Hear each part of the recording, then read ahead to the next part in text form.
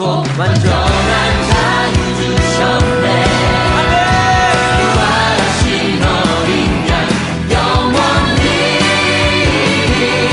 계시네. 그는 알파와 오메가 또 처음과 나중 죄악의 저주 듣고 완전한 자유 주셨네. 구하신 어린 양 영원히 계시네. 영원히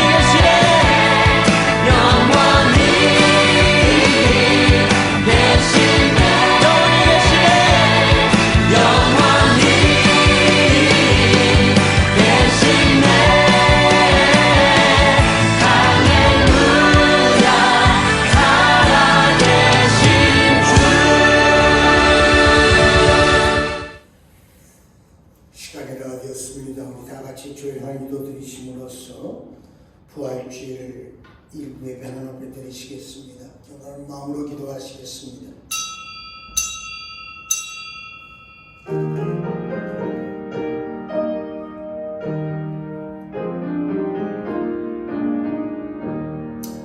그리스도께서 죽은 자 가운데서 다시 살아나셨다 전파되었거늘 너희 중에서 어떤 이들은 어째 죽은 자 가운데 부활이 없다 하느냐.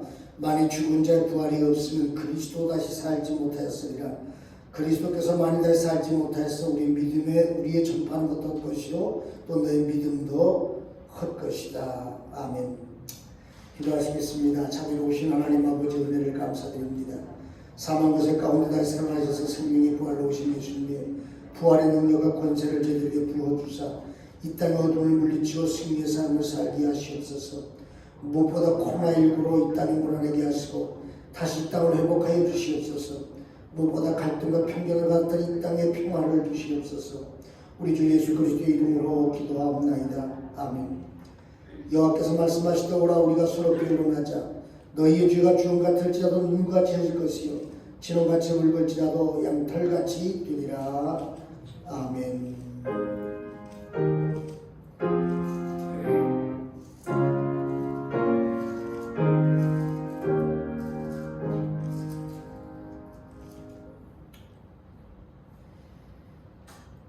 하나님께서 사망의 고통을 풀어 살리셨으니 우리 주 예수 그리스도로 말미암아 예수께서 친히 그 가운데 서서 너에게 평강이 있을지어다 하시니 예수께서 가라사대 너희가 어찌하여 두려워하며 어찌하여 마음에 의심이 일어나느냐. 영은 살과 뼈가 없으되 너희 보는 바와 같이 나는 있느니라.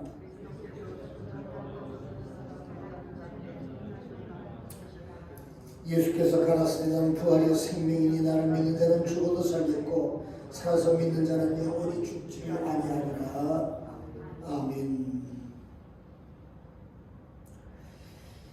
전능하사 천지를 만드신 하나님 아버지를 내가 믿사오며 그 외아들 주 예수 그리스도를 믿사오니 이는 성령으로 잉태하사 동정녀 마리아에게 나시고 본디오 빌라도에게 고난을 받으사 십자가에 못 박혀 죽으시고 장사한 지 사흘 만에 죽은 자 가운데 다시 살아났으며 하늘에 우사 전능하신 하나님 편에 앉아 계시다가 저리로서 산 자와 죽은 자를 심판하러 오시리라. 성령을 믿사오며 거룩한 공회와 성도가 서로 교통하는 것과 죄를 사해 주시는 것과 몸이 다시 사는 것과 영원히 사는 것을 믿사옵나이다. 아멘.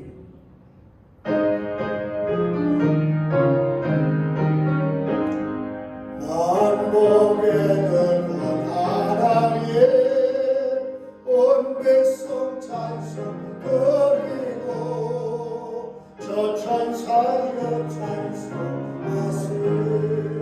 찬송 성공 성자 성령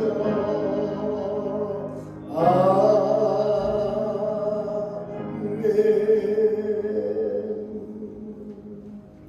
앉으시기 바랍니다. 기도하시겠습니다.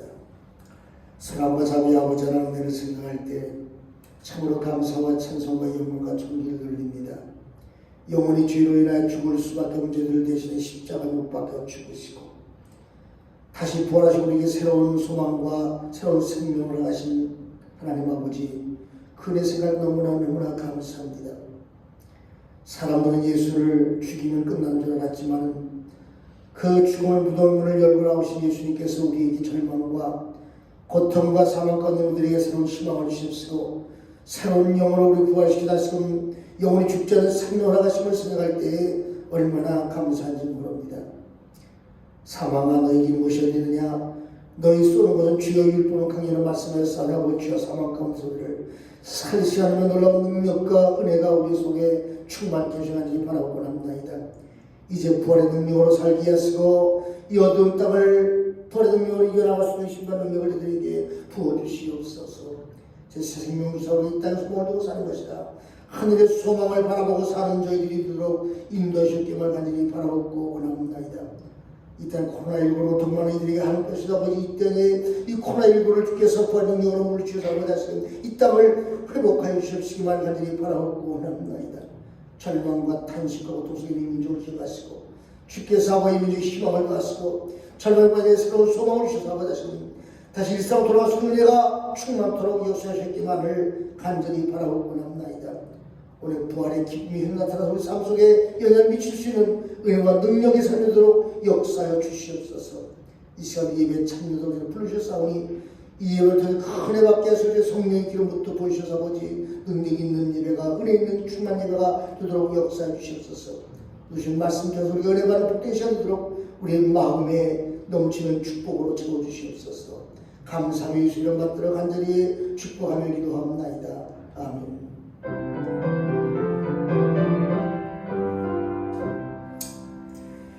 하나님의 말씀은 사도행전 10장 34절입니다. 사도행전 10장 34절입니다.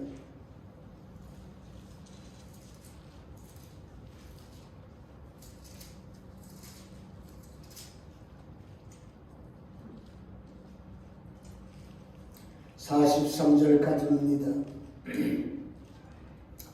베드로가 입을 열어 가로되 내가 참으로 하나님의 사람의 외모를 취하지 아니하였으고 각 나라 중 하나님의 경외한 의를 행하는 사람을 하나님 받으신 줄 깨달았노라. 만유의 주 되신 예수 그리스도로 말미암아 화평의 복음을 전하사 이스라엘 자손들에게 보내신 말씀 곧 요한의 그 세례를 방파한 후에 갈릴리에서 시작되어 유대에 들어오 전파된 것을 너희도 알거니와 하나님의 나사렛 예수에게 성령과 능력을 기름 붓도다셨으며 저가 두루다니시며 착한 일을 행하시고 마귀에 눌린 모든 자를 고치셨으니 이는 하나님이 함께 하셨습니다. 우리는 유대인의 땅과 예루살렘에서 그의 행하신 모든 일의 증인이라. 그를 저희가 나무에 달아 죽였으나 하나님이 사흘 만에 다시 살리사 나타나시되 모든 백성이 하신 것이 아니요 오직 미리 택하신 증인 곧 죽은 자 가운데 일어나신 후 모시고 음식을 먹은 우리에게 하신 것이라. 우리를 명하사 백성에게 전도하되 하나님이 산자와 죽은 자의 재판장으로 정하신 자가 곧 이 사람인 것을 증거하게 하셨고 저에 대한 모든 선녀도 증거하되 저를 믿는 사람들이 다 그 이름을 힘입어 주의 사함을 받는다 하였느니라. 아멘. 우리 옆에 계신 분들 함께 축복하시며 함께 인사 나누시기 바랍니다. 부활의 기쁨을 함께 나누시고 축복하시기 바랍니다. 사람들은 성탄절을 더 좋아합니다. 그런데 기독교 신앙의 부활절은 성탄절보다 더 훨씬 더 중요한 절기입니다. 부활절은 초기부터 역사적 배경이 분명한 절기입니다. 여기에 말하면 성탄절이 없어도 기독교 신앙의 결정적 문제가 되지는 않습니다. 그러나 부활절은 다릅니다. 기독교 신앙의 부활이 없으면 우리 믿음의 전체가 헛것이 되고 맙니다. 따라서 부활신앙 기독교 신앙의 절대이기도 하고 전부이기도 합니다. 그럼에도 불구하고 예수님의 부활과 우리 부활을 믿는 사람들이 얼마나 되겠습니까? 사람들이 화성을 달나라 왔다 갔다 하고 인공지능이 현실화되어 명량으로 움직이는 첨단 과학시대를 사는 현대인들에게 예수님의 부활 사건을 사실 마음에 와 닿지도 않고 그 진지하게 받아들이지 않는 것이 사실입니다. 그래서 일부의 사람들은 예수님의 부활을 예수님의 진짜 너무나 그리워하다고 환상을 받거나 아니면 예수님의 가르치는 제자들의 기억에 불과하거나 그런 반면 어떤 사람들이 별로 깊이 생각하지 않은 채 다시 살았다는 사실을 하나의 과거 주술적인 사건으로 치부하는 사람들도 종종 있습니다. 근데 사실 이런 두 가지 생각 모두가 다 성경이 말하는 부활과는 상관이 없는 것들입니다. 이렇게 예수님 부활이 불가능하다고 주장하는 사람들은 사실 영적인 생명의 깊이를 전혀 이해하지 못하는 사람들입니다. 사람의 생명은 두 가지입니다. 하나는 육의 생명이고 또 하나는 영의 생명입니다. 예수님 말씀 것처럼 사람이 한 번 주는 정한이 있고 죽은 뒤에는 하나님의 심판이 있다. 심판을 통해 영의 생명은 두 군데로 갑니다. 지옥으로 가느냐 천국으로 가느냐.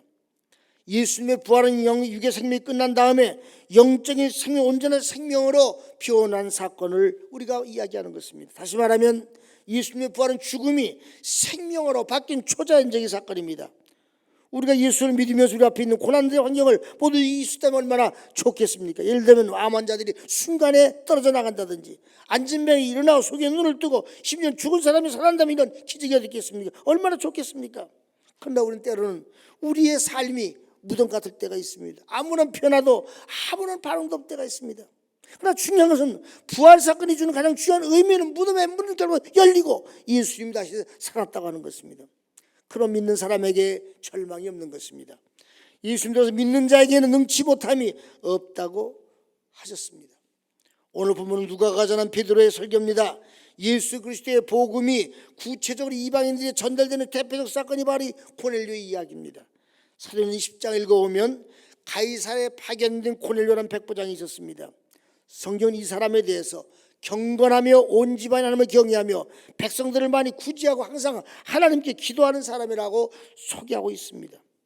참 중요한 것은 로마의 기독교 밖에 극심할 때 신기하게도 로마의 혈통을 가진 이방인으로서 최초의 기독교를 받아들인 사람입니다. 이 고넬료가 하루는 기도하는데 하나님의 환상을 보여주시는 겁니다. 그리고 하신 말씀이 네 기도와 구제가 하나님께 상달이 되었으니 욥바에 있는 피장 시몬에 가서 베드로를 청하여 복음을 들으라는. 그래서 기도를 마친 날 고넬료가 부하 중에 한 사람을 베드로에게 보냅니다. 초청하러. 근데 그 다음날 베드로가 기도하러 환상 중에 보이는데 하늘에서 보좌가 하나 내려오는 겁니다. 그러다 보니 그 율법적으로 그만 부정한 음식들이 들어있는 겁니다. 음성이 들리는 거예요. 너 이거 먹어라. 베드로가 이야기합니다. 먹을 수가 없습니다. 하나님 그 맛이 부정한 음식을 내가 어떻게 먹겠습니까? 그 사람이 말씀하시기를 내가 깨끗게 한 것을 네가 속되하지 말라고 3번이나 거듭 말씀하시더니 보좌의 하늘로 올라가는 겁니다. 그러자 고넬료가 보낸 사람이 도착하는 겁니다. 전후 사정을 다 듣고 난 비로소 환상의 의미를 깨닫는 겁니다. 그리고 고넬료 따라서 고넬료의 집으로 갑니다. 거기서 모인 사람들에게 설교를 합니다. 그 베드로의 설교는 뭐냐?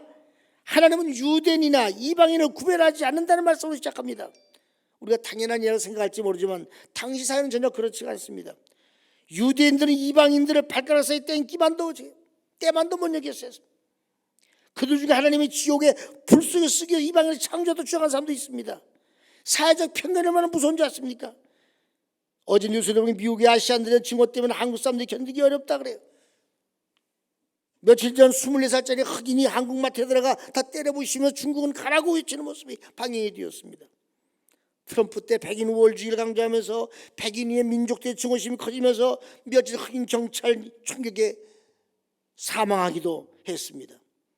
그래서 당시 이방인과 유대인의 차이는 이거 이상이에요. 극과 극이었습니다. 그런데 바울의 설교 핵심이 하나님은 이방인이나 유대인이나 모두의 하나님이다. 이걸 선포한 거예요. 이건 놀라운 일인 거예요. 이 복음주의가 더 주는 의미는 뭐냐면 유대인의 틀 속에 갇혀있던 복음이 베드로의 입을 통해 전 세계로 복음의 문을 열게 되었다는 거예요. 우리가 바울을 그렇게 말해요. 이방인의 사도라고. 물론 바울은 이방인들을 위해서 평생 복음을 전하고 살았습니다. 그러나 이방인들 처음에 복음의 문을 연 건 누구냐? 최초는 베드로예요. 베드로의 설교 핵심이 뭐냐? 하나님은 유대인이나 이방인이나 사람을 차별하지 아니하시고 모든 사람을 동일하게 대하시고 하나님을 두려워하며 믿음이 올바른 사는 사람이 누군지 받아준다는 이 말씀은 그 당시 혁명적인 말씀입니다. 이 말을 현대로 말하면 교회 나오는 사람은 나오지 않는 사람인 하나님은 차별 대화하지 않으시고 모두가 동일하게 대화한다는 말입니다. 또 영적인 생명의 소중함을 알고 그것을 창조한 하나님을 두려워하면서 바르게 살기만 한다면 그가 누구든지 간에 구원하신다는 말이에요. 이제 하나님은 우리의 선입견과 이기적 생각을 뛰어넘어서 예수 그리스도를 통해서 구원의 세계를 펼쳐간다는 사실을 믿어야 합니다. 따라 초기독교는 유대인의 이방인과 담이 교도 담벼락처럼 굉장히 높았었는데 이제 예수의 죽음과 부활을 통해서 유대인과 이방인의 담벽이 허물어졌다는 사실을 베드로의 입을 통해 지금 선포하고 있는 것입니다. 물론 그렇다고 해서 유대인과 이방인 사이 아무런 구별이 없는 건 아닙니다. 유대인들의 말씀을 구체로 받은 민족인들 그러면 선민이라고 부릅니다. 다만 그들은 하나님의 말씀을 배타적으로 받아들임으로 인하여 하나님의 사람을 독점하려고 했기 때문에 유대인과 이방인이라는 것을 사람들 차별해 왔습니다. 율법을 지키는가 하는 것 사람을 차별했습니다. 그런데 베드로는 이제 하나님은 다른 방식으로 말씀을 주셨다고 증언합니다. 35절 하반절에 그것은 만민의 주 예수 그리스도를 시켜 선포하신 평화의 복음이에요. 우리는 평화의 복음이라는 말에 집중해야 합니다. 하나님은 예수 그리스도도 이 땅에 평화를 주셨습니다. 그게 만약 복음입니다. 신약 성서인 어느 헬라는 평화를 에이레라고 부릅니다. 그게 설교를 로마 백성들 백부장들 아마 라틴어인 박스라든지 모르겠습니다만 반면에 유대인은 살렘이라고 불렀습니다. 정치적 의미의 박스, 종교적 의미의 샬롬, 철학적 의미의 에이레네 모두가 인간 나름대로 평화를 말하고 있지만 그 평화의 가장 중요한 핵심이 뭐냐? 인간들이 중심이에요. 내가 말하는 평화, 내가 이루는 평화입니다. 평화는 말만으로 가는 게 아니라 말로 평화를 만들어내는 겁니다. 그런데 평화롭게 살겠다고 해서 평화가 실현되는 건 아니지 않습니까? 많은 정치적, 종교적, 철학적 평화가 시도되었지만 그 평화 유한한 역학이 있습니다. 이유가 그들이 말하는 평화는 자신들만을 위한 평화이기 때문에 그래요. 자신들만의 정의 때문에 그렇습니다. 베드로이 저는 그게 아니에요. 예수 그리스도가 바로 평화의 핵심이라는 거예요. 예수님이 예수를 통해서만 정치, 종교, 철학 이런 모든 차원을 뛰어넘어서 진정한 평화가 이룰 수 있다는 걸 이야기하고 있는 겁니다. 2000년 전 예수님의 십자가에 처형시킨 사람들도 겉으로는 평화주의자입니다. 유대계 평화를 위해서 예수가 선포한 평화의 복음은 사라져야 됩니다. 로마 평화를 위해서 사회소리가서 예수님의 한 나라의 운동은 중단돼야 됩니다. 예수를 취한 유대인들이나 로마 정치도 오늘날 우리가 다를 게 뭐가 있습니까? 미얀마에서 벌어지고 있는 군부의 평화도 마찬가지입니다. 그들만의 평화이기 때문에 평민을 죽이는 겁니다. 미국은 미국 방식의 평화를 주장하고 한국 방식의 평화를 주장하고 북한은 북한 방식의 평화를 주장하고 일본은 일본 방식의 평화를 주장합니다. 그래서 나라와 나라가 충돌하고 전쟁이라는 것입니다. 국가 사이, 개인과 개인 사이도 그렇지 않습니까? 물론 우리의 평화의 노력이 무의미한 건 아닙니다. 문제는 평화에 한계가 있다고 하는 것입니다. 그래서 참 평화는 누구냐? 하나님이 주시는 평화래야 참 평화가 될 수 있는 거예요. 초기독교는 하나님이 일으키시는 새로운 차원의 구원 사건이 지금 평화기를 찾았고 그걸 제시했습니다. 오늘 베드로의 입을 통해서 이렇게 고백합니다. 하나님께서 그분을 사흘 만에 다시 살리시고 우리에게 나타나게 하셨다. 유대인들과 로마 권력이 서로 이해타산에 의해서 십자가에 준 예수님을 하나님은 다시 살리셨다는 것입니다. 우리가 기독교를 살아간다는 것은 뭐냐? 이 사실을 믿고 이 사실을 받아들이는 거예요. 우리가 예수 믿는 게 왜 믿어요? 부자가 돼서 믿습니까? 출세하기 위해서 믿습니까? 착한 사람이 되기 위해서? 인생 복지를 위해서 믿습니까? 죽음을 두려움을 불안하게 믿습니까? 그렇잖아요.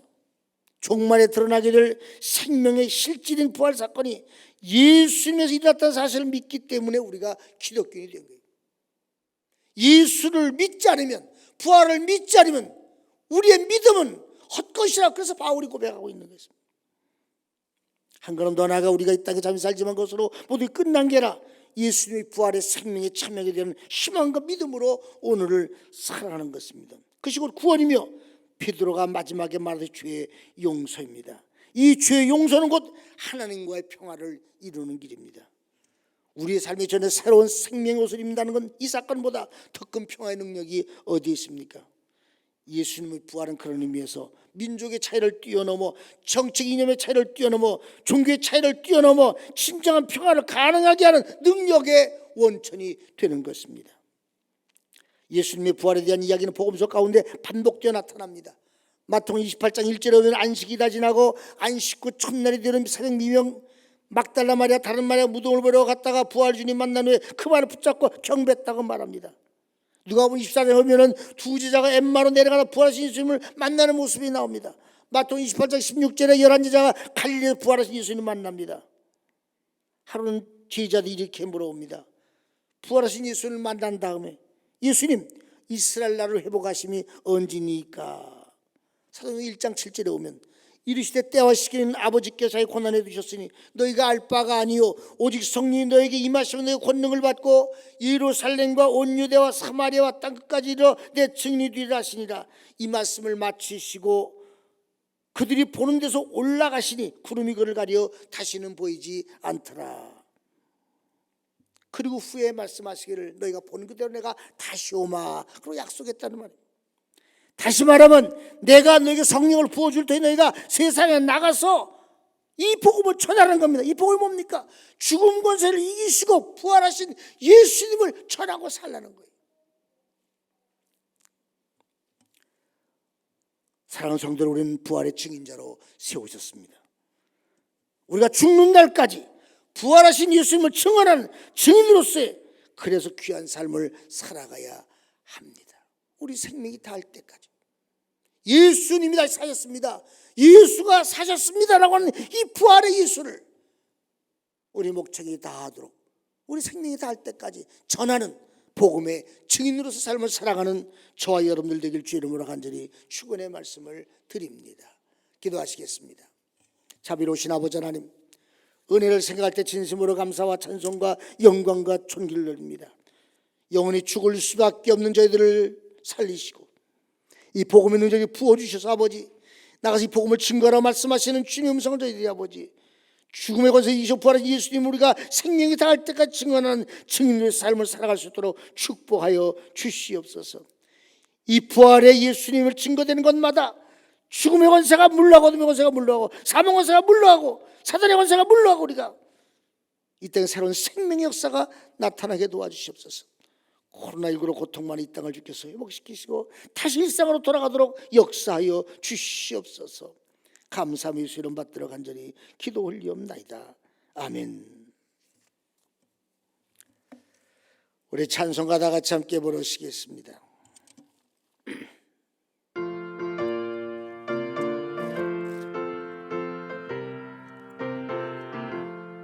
할렐루야 우리 예수 부활 승천하셨네. 세상 사람 찬양하 천사와 다 파도다. 구주 예수 부활하사 사망 권세 이겼네. 구주 예수 부활하사 사망 권세 이겼네. 할렐루야 우리 예수 왕의 왕이 되시고 우리들의 중보 되심 성령 증거하시니. 구주 예수 부활하사 처음 열매 되셨네. 구주 예수 부활하사 처음 열매 되셨네. 할렐루야 우리 예수 음과 태가 없도다. 무덤 속에 있는 죄인 주가 일으키시네. 구주 예수 부활하사 영광주로 오시네. 구주 예수 부활하사 영광주로 오시네. 다 같이 나 들으신 예물 봉헌하시겠습니다.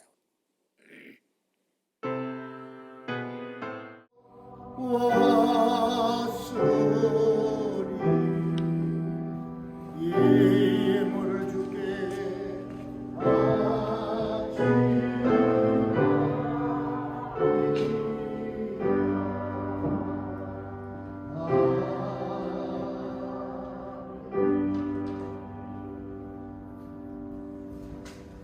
들으신 힘을 하나님께 봉헌하겠습니다. 11주임을 찬양 황신자 권사님, 권윤희 선생님, 이진철 김순배 권사님, 권순호 황신자 권사님, 이기훈 장로님, 주일원금 최상금 권사님, 우명시로 강사하고 오효진 윤경 권사님, 오충석시 오효진 집사님, 황신자 권사님, 이진철 집사님, 오충석시 부활감사함 오효진 윤경 권사님 부활감사함, 황규소 소리서 황수진 목사님 가정 부활의 박사님, 최상훈 권사님, 장순복 권사님, 김영식 강순정 장로님 네 분, 장수미 씨, 김재희 성도님, 김강수 성도님, 이기원 장로님, 이진철 집사님, 박순일 민설의 권사님, 일천머지 장로 황시자 권사님, 장수현 씨, 장수미 씨, 장수미 씨, 민선기 씨, 민설의 씨 드렸습니다. 기도하시겠습니다. 사랑과 자비 아버지 하나님, 은혜를 생각할 때 진심으로 감사와 찬송과 영광과 존귀를 돌립니다.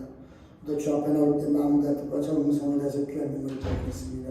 10의 1조와 감사의 물과 부활의 힘을 드렸습니다. 축복하시고 하늘 보고로 치우셔가지기 바라고 나옵나이다. 또 건축의 물과 주정한 후에 1천물을 드렸으며 기어가서 그들의 마음속에 있는 모든 마음의 소원들이 응답하시기 바라고 나옵나이다. 우리의 일생을 사람을 꾸짖고 임받지 않고 나누고 베풀어 살 수 있는 은혜 위에 tum을 더하시고 물질을 다시 아버지 풍성한 어떤 일을 가지기 바라고 나옵나이다.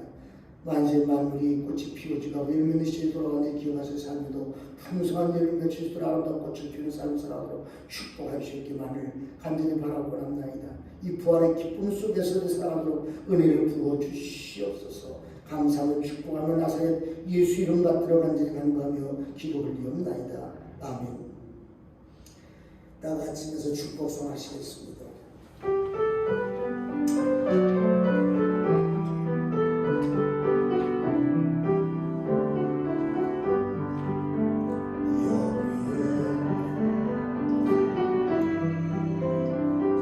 은총 많은 자여 주께서 이 자리에 함께 언제나 주님만을 찬양하며 따라가리. 시험을 당할 때도 함께 계시는 믿노라. 이 믿음도 굳세라. 주가 지켜주신다. 어긋남에도 주의 밝은 빛 인도하여 주신다.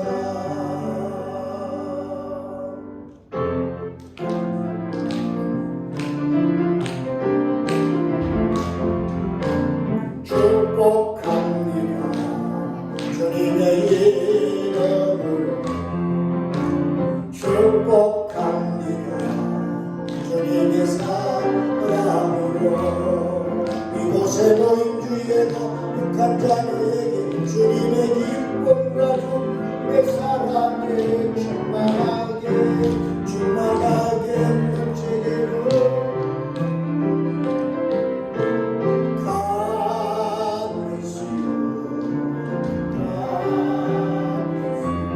간구했습니다. 축복합니다.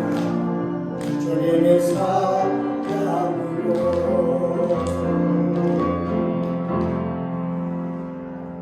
옆에 인사하시기 바랍니다. 예수님 부활하셨습니다. 제가 파송의 말씀입니다. 주여 저희들이 부활의 증인이 되겠습니다. 기도하십시다. 지금은 우리 주 예수 그리스도의 은혜와 우리 아버지 하나님의 만극하신 사랑하심과 성령님의 감화 감동 역사 충만케 하시는 은혜가 예수님의 부활의 소식을 듣고 돌아가는 모든 성도들과 또 이 소식을 전해드릴 모든 권속들 모든 사람들 머리 위에 이제부터 영원토록 함께 하시기를 간절히 축원하옵나이다. 아멘.